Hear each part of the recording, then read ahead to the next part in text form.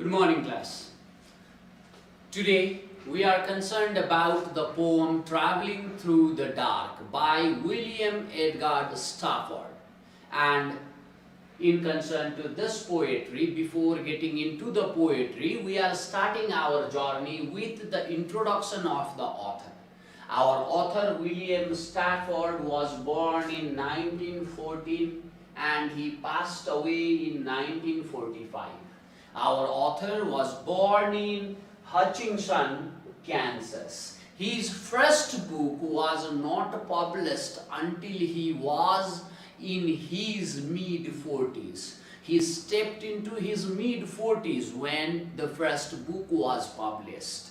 So now this author, Stafford, what he does is he uses the Western landscapes. He uses the landscape of his native land to deal about the universal theme. Secondly, some of the critics say that this American poet was the pure poetic persona, devoid of any political impression in his poetry.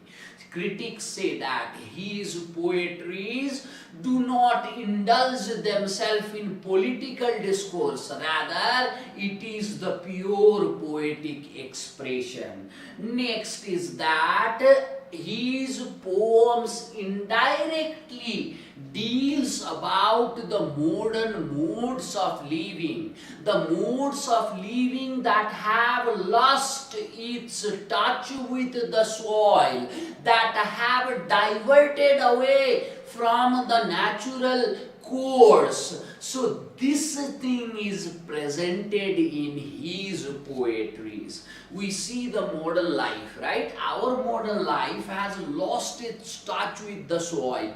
We are more into artificial course than the natural course. And this issue is mostly presented in his writings. So getting into the poetry, what we discover is in our poetry the event takes place in a mountain road.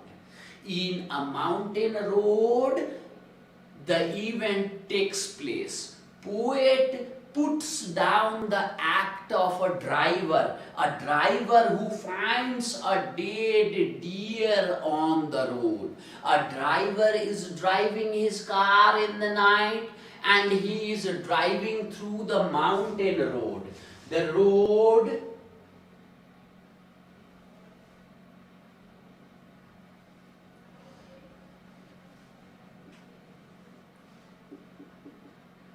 This is the mountain road. You have the hill on the one side and you have a gorge on the other side. Other side you have the canyon. And this was the type of road where our driver is driving a car. And while he was driving a car, this driver comes across a dead deer. He discovers a dead deer lying on the road. And this driver stops his car to push this dead deer into the canyon. So this event is being presented in the poetry. Our author, poet Stafford bases this poetry on his actual involvement. He bases the event of the poetry on the actual event that he was once involved in while he was driving in Oregon. When the author was driving in Oregon, he encountered a dead deer on the road. And now this event is being portrayed in the poetry. In the poetry, poet presents this real event, and through this event, poet is actually dealing about the tension between two systems of life. tension between efficiency and the emotion. Let's put it this way. Now imagine you are a sniper. You are a sniper fighting in Iraq, fighting against the terrorism. You are with your Remington 700 and you are nestled on the roof of the house covering your platoon. Now, through the scope of your Remington, you see a lady carrying 3 or 4 years old girl, a sweet girl with the curly hair and eyes of blue, with the rosy cheek and smiley lips. And this lady also has a rocket propelled grenade RPG with her. Now, this lady, she puts this little girl in the cover in the side of the building, the building that is at the side of the road. And there what happens is, after getting the cover for the girl, this lady brings her RPG, puts it on a bipod, gets into the prone position and aims your platoon nestled at the other corner of the road. Now what will you do? You are sure to shoot the lady, right? So you pulled the trigger, you shoot the lady. The pellet, the barrel of the Remington oozes the fire, the pellet is forced and the pellet hits the head of the lady aiming at your platoon. Now, this lady is dead there. Her head hits the ground, hits the road, and after a moment, this small girl, the sweet girl, innocent girl, comes running from her cover and starts mourning the death of her mother, starts vehemently crying, and in this shock, she is knocked out. You are observing everything from the scope of your Remington. Now, this girl growing up, you hear the conversation, you hear the vehement cry of the girl, and you are now aware that this girl has lost everyone known in this world. Now, this was the only lady who was known to this girl. This girl have no one left in the world now. Now you come to know that through that vehement cry.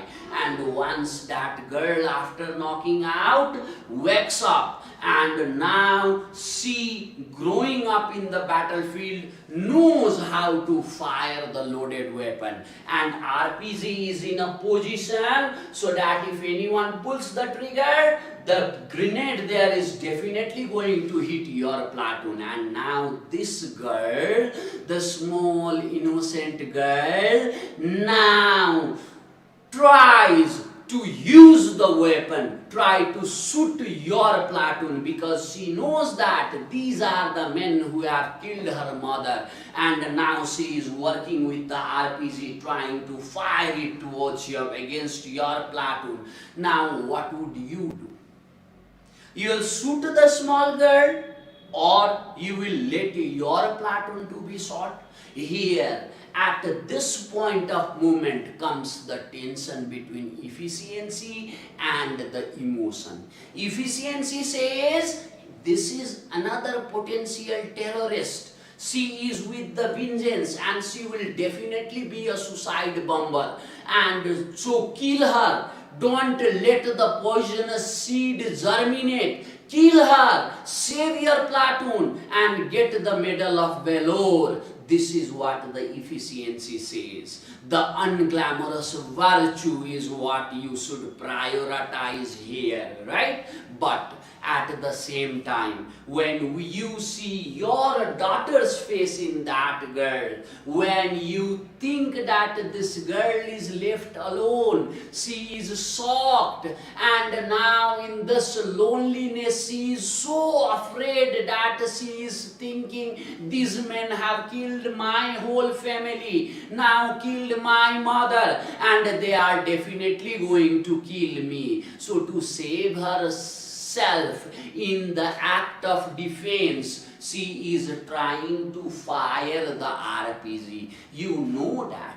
And knowing that, your emotion says, hey, don't shoot the girl, that girl is innocent, no one is there to caress her here and hug her, press her to the chest. If someone goes there and console the grieving, grief-stricken heart, then definitely that girl is going to get off the vengeance that she is riding on. She does not know what she is doing. It's just the act of defense. That girl is left alone. This is the emotion. And emotion says you don't shoot.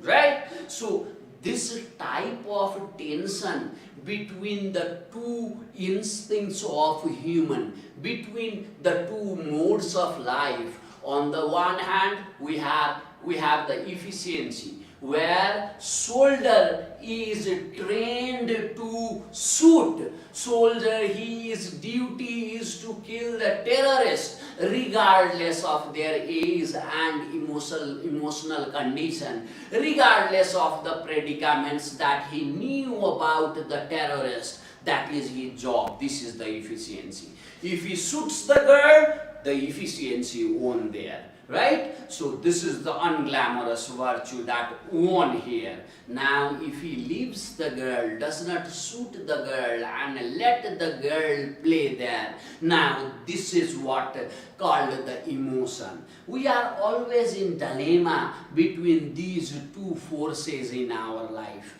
And this poetry presents the tension between these two forces. But in concern to the ecological issue, in concern to the environmental issues, now in the early 19th century, with the discovery of photovoltaic effect, we knew how to harness the electricity from the sun, and this mode of generating energy was more efficient, was more in alignment with the ecological course. But it was the same century during the 1880s when we started burning coal to generate the electricity. Now what we did here is, rather than harnessing electricity through the sun, through the sustainable mode, we decided to go with the cheaper way, the way which is not eco-friendly but economically friendly. While deciding to use the fossil fuel as the major source of energy, we were deciding with the economic concern at the center, not with the ecological concern at the center. Now this is what mankind have done since the beginning of this civilization. Since the beginning of this civilization, we have always decided for the short term, for the economic gain, not for the ecological good, not for the environmental good. So the selecting of the fossil fuel over the solar energy is the proof of our faulty decision made, is the proof of our decision in alignment with the machines rather than in alignment with the nature. So this is how we have been deciding for the machines. We have been in alignment with the machine. So now this conflict, on the one hand efficiency, that is about using the fossil fuel in a low investment getting us the higher profit, And on the other hand, there was the use of solar energy, which was not cheap like the fossil fuel. So what we did is we chose the efficiency upon the emotion. Our heart definitely says that the Bagmati, the rivers in the Kathmandu, we see the polluted status and our heart cries, there is no fish in the river, right? But at the same time, we cannot stop mixing the sewage in the waters. Now see what is happening here between the tension, between the emotion and the efficiency. We are always favoring the efficiency. In between the conflict between machine and the nature, we are the one in alignment with the machine. We are the one who are supporting the machine. For example, we have a desire to travel the whole world with the sun. Now, we satisfy our desire flying on a Concorde. Now, this Concorde burns fossil fuel. From bringing to burning, this can never be justified ecologically. But still we are satisfying our dreams with the Concorde. We are flying there. That is what we are doing is we are favoring the machines over the nature. Let's put it this way. Do you know that there are lots of do you know about this snipers are appointed in the airport around the world. Do you know why? Because to shoot the birds, to avoid the bird strike in the mid-air with the planes. What are we doing here? We are shooting the natural birds, right, to save the artificial birds. When our artificial mechanical bird took off and encroached into the sky of the native natural birds, the confrontation was inevitable. And in this confrontation, we aligned ourselves not with the natural entities, rather we aligned ourselves with the mechanical entities. For to save the aeroplane, we are shooting the natural bird. To save the mechanical plane, we are shooting the natural bird. So isn't this about favoring the machine over the natural entities? Yes, this is favoring the machine over the natural entities. Cutting the continent of America into half, North America and South America with this Panama, cutting the continent of America into half with the Panama Canal is for the ships to get the shorter way. Isn't this about favoring the machine? For the machine, to make the way for the machine, we chopped down the rainforest there in Panama. We killed the nature to make the way for the machine. Not only that, you know about the excavator terrorism in the hills of Nepal. Why is that happening? That is happening because we are favoring machine. We are favoring the mechanical things. We are supporting it and we are destroying the nature. We are trying to eradicate the natural entities and establish the mechanical things. You see, to lay the railway tracks during the colonial India, the lots of forests were chopped off, were deforested, trees were chopped off. Why was this happening? This was happening to lay the tracks for the railways. Now see, to make the machine run, you are killing a tree, and with this tree, lots of species of animals, insects and birds vanish. So this is how it happens, right? So we always favor the machine, right? While deciding to cut the continent, while deciding to lay the rails for the trains, we are against the nature. The sniper shoot the girl. He is not with the emotion, rather he is moving for the efficiency. Right? So this is what we are doing. We are not letting that innocent girl play, rather we are shooting that girl. We are killing that small girl who knows no politics of war. We are shooting the natural entities. We are killing the natural entities for the machine to exist. And this decision that mankind has made is portrayed in the poetry. When the driver, to save the car, pushes the doe into the ravine, into the river, pushes the doe into the canyon. Here, the decision is made in favor of the machines, not in favor of natural entities. So, this is what we are presented in the poem. We are presented about the decisions that mankind had made since the dawn of this civilization. The consequence of man's decision to use the CFC duplicated the ozone layer.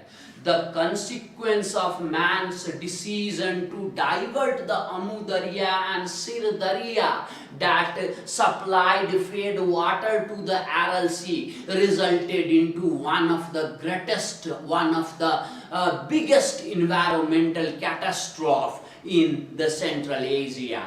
Now this is man's decision. What happened during the Aral Sea was Soviet irrigation, the machines of the Soviet irrigation project helped divert Amu Darya and Sir Darya, the two rivers feeding water into the Aral Sea. Later, after they are diverted, now 80% of the Aral Sea dried up. The whole ecosystem was destroyed. Even people's lifestyle was affected. Now see what is happening here. We are favoring the machines. We are favoring the mechanical way of life. And while doing so, we are pushing nature aside. We are pushing nature into a void, death, where nature cannot come back, right? We are killing the nature. We can see this in many of the other ways. World today admires Sophia, the humanoid machine, more than Mona Lisa, Jessica and Aishwarya. Reach souths from the garden of the holy city, the Saudi Arabia have given a citizenship to this humanoid robot. Now, this humanoid robot neither wears the hijab nor the burqa, but still these Souths have given the citizenship. Instead of giving a citizenship to a humanoid robot who does not need food to eat, what happened if they would have brought a family from Syria and let them enjoy the privilege of being Saudi? It would have been better. It would have been human act. It would have been natural act. But see, we favor Sophia over Jessica and Mona Lisa. This is the thing that is portrayed in the poetry. Our fascination with the machines, our inclination with the machines, and in the confrontation between natural entities and the machines, we are by the side of the machines. Now see, and this fascination of man with the machines, your fascination to own a motor car has brought this excavator terrorism in your heels. Your fascination with the machine has let Sophia play better than any other Muslim in Saudi Arabia. Our fascination with the machine has brought the machine and the nature in confrontation. Now, machine and the nature are in the collision course. They are against each other, and we, the man, are with the machines. We manipulate the machines to overcome the nature. We use the machines to supersede the nature. The Colossus, standing since the antiquity, these hills and mountains are now